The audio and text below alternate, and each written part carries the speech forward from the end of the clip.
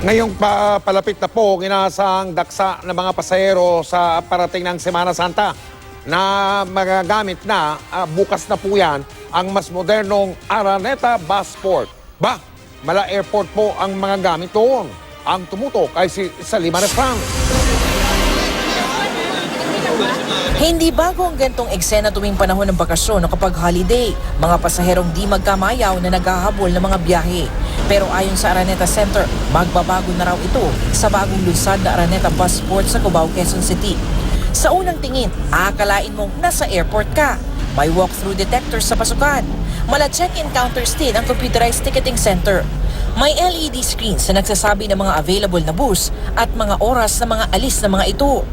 May baggage counter kung saan pwede mag-iwan ng mga bagahe.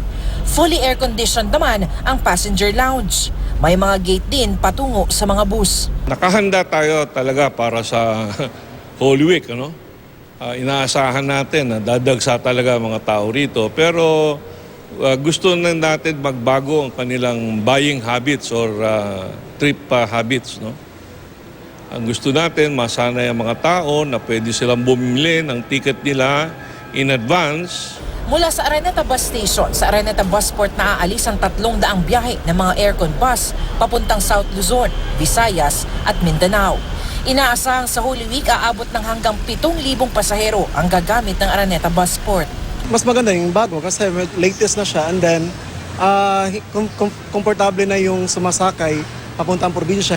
Okay po, komportable po siguro sa mga pasahero, tulad namin. Pinasinayaan ni Vice President Leni Robredo ang pagbubukas ng Busport.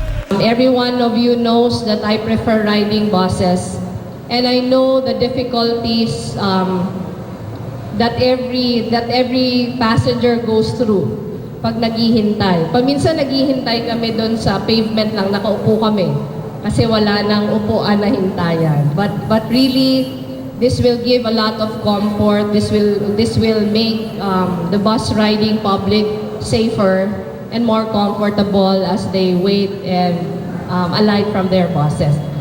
Simula bukas mag-ooperate ang Araneta Busport mula alas 5 ng umaga hanggang alas 11 ng gabi. Abiso ng Araneta Center, alamin na ngayon pa lang kung nakalipat na ng terminal ang mga bus sa Busport. Salima Refran, Nakatutok, 24 Oras.